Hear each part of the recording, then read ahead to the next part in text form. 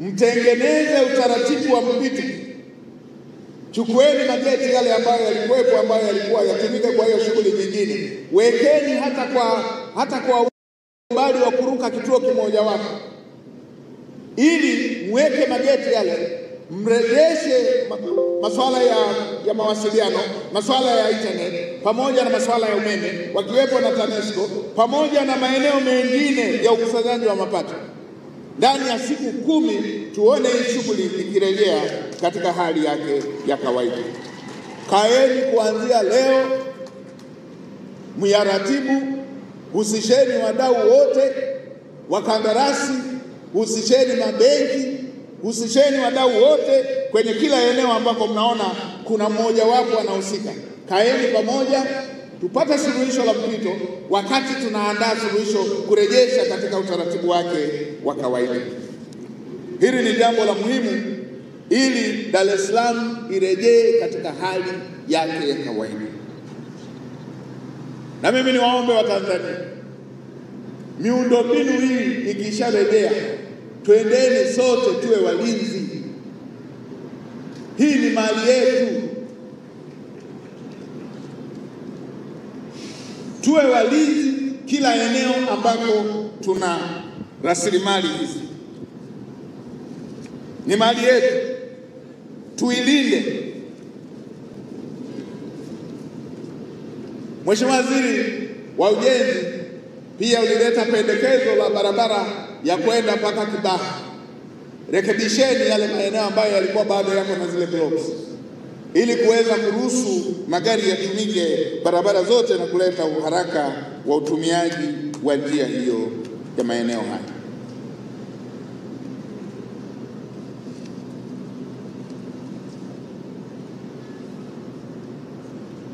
Niseme eneo moja la mwisho, nikiwa nawapa pole wale wa biashara binafsi. Ndugu wa Tanzania, nilitangulia kusema pale mwanzo kwamba duniani kote hakuna nchi ambayo wananchi wake wote wameajiriwa serikalini. Na sisi hapa population yetu walio wengi ni vijana. Tuna vijana wengi wanahitimu darasa la 7. Tuna vijana wengi wanahitimu ngazi mbalimbali, vyuo vya kati, vyuo vya ufundi, vyuo vikuu.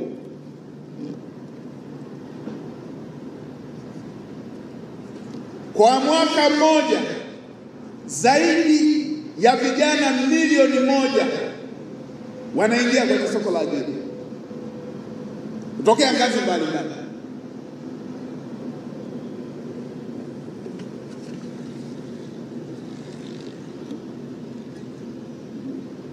Kwa hali ya kawaida vijana milioni 1, milioni 1.5, milioni 2 hawawezi wakaajiriwa kwenye idara za serikali wote kila mwaka. Kama tunataka vijana hawa wapate ajira, ni lazima tuanze kujenga utaratibu wa kuheshimu sekta binafsi. Ndio maana serikali inajenga nguvu ya sekta binafsi, kuanzia kwa wakandarasi wazawa, wafanyabiashara, mifuko mbalimbali ya kusaidia vijana. Na mwaka huu Mheshimiwa Rais ameunda wizara inayoshughulikia masuala ya vijana. Lazima tujenge utamaduni wa kuheshimu sekta binafsi. Huyu anayekuambia choma na biashara za watu binafsi, anachoma na ajira za vijana wa Tanzania. Hachomi ya mwekezaji peke yake, anachoma na ajira za vijana wa Tanzania.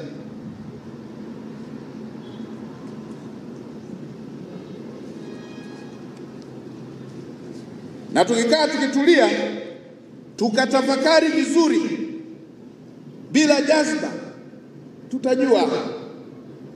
tutajua Mtanzania halisi ni yupi. Anayekuambia kachome ajira za Watanzania, anakaa nje ya nchi kule, anahamasisha, anasema na watalii wasiende Tanzania. Akimaliza pale atawaambia na wameli msipitie Tanzania. Anajua fedha zile za watalii ndizo zinazotoa elimu bila ada kwa watoto wa Tanzania. Anajua fedha zile za watalii wakifanya ndizo zinazojenga zahanati, ndizo zinazonunua dawa, mama mjamzito apate dawa. Anakuambia yeye eti ni Mtanzania mzalendo.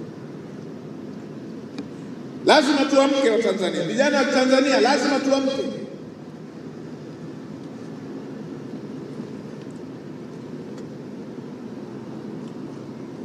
Lazima tuamke, tuwakatae wazi watu wenye nia mbaya na nchi yetu kwa kiwango hicho.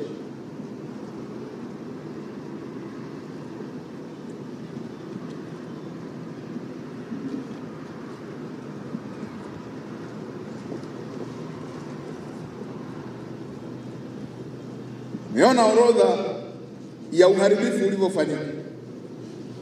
Nimepewa hapa.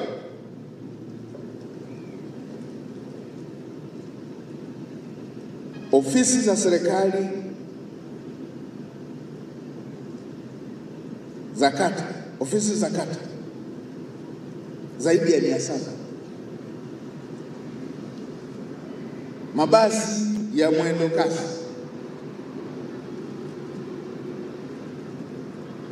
nyumba binafsi,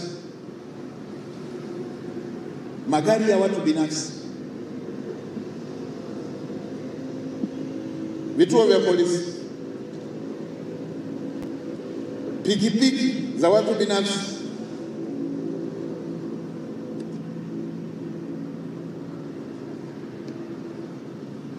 haya yote ni mambo yanayowahusu Watanzania. Mahakama ni kwa ajili ya Watanzania.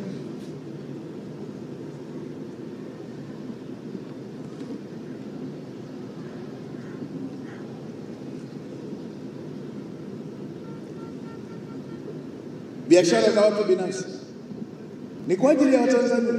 Na sasa tunaendelea kusisitiza hilo kwamba ni lazima tuheshimu sekta binafsi.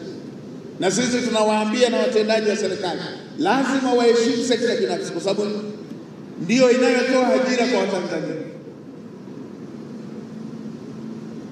Nirejee kutoa pole tena kwa wahusika waliopatwa na madhira hayo kwenye shughuli zao binafsi.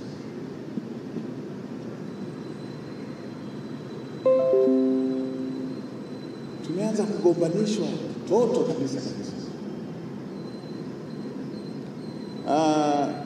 Zilikuwepo sisi kwetu na yenyewe hiyo. Mtu anakuletea kitakataka kichwani hapa. Profesa, nadhani unakumbuka. Anakuambia hiki kitakataka ulichowekewa kichwani hapa, kikidondoka huyu kakutukania mama yako. Si kitadondoka tu. Sasa kitu kichwani kitakataka kitakaa mpaka lini? Kitadondoka. Mnapigana. Na gombanisho unapigana.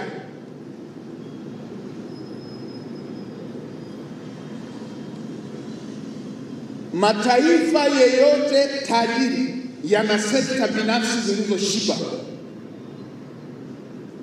Yana sekta binafsi, biashara za mtu mmoja.